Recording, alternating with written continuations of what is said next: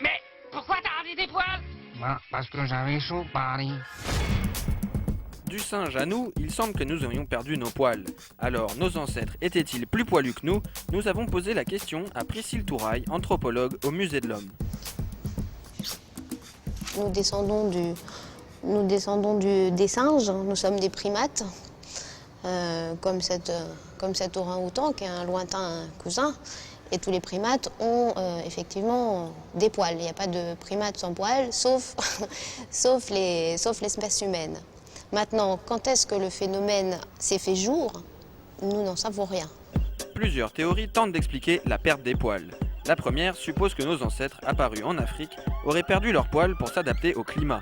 C'est peu probable, car pourquoi les animaux de la savane, eux aussi des mammifères, n'en ont pas fait autant? Deuxième hypothèse, nous aurions perdu nos poils pour nous débarrasser de certains parasites. Encore une fois, si c'était le cas, de nombreuses espèces en auraient fait autant. Là aussi, si vous prenez tous les mammifères qui ont du poil, et tous les mammifères ont du poil, ils ont aussi beaucoup de parasites. Et si c'était tellement avantageux de perdre le poil, il y aurait beaucoup de mammifères qui auraient perdu le poil à cause des parasites. Or, ce n'est pas le cas. Donc, c'était une hypothèse aussi assez faible.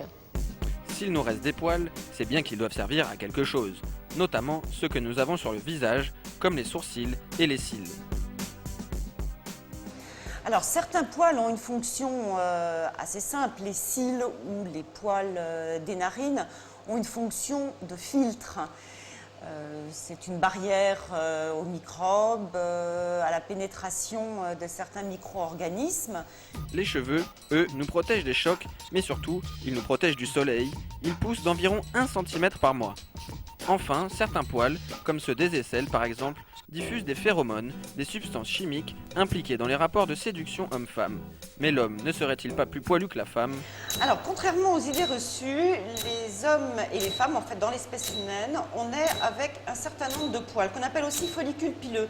Environ 5 millions, dont 100 000 au niveau du cuir chevelu. Nous avons donc bien le même nombre de poils, c'est leur aspect qui change sous l'influence de nos hormones, et notamment chez l'homme qui sécrète de la testostérone à partir de la puberté. Pour finir, nos origines déterminent également la qualité et la résistance de nos cheveux. Le cheveu d'une personne d'origine asiatique sera plus résistant que celui d'une personne européenne ou d'une africaine. La densité varie également, les Européens sont ceux qui ont la plus grande densité de cheveux, avec en moyenne 110 à 150 000 cheveux.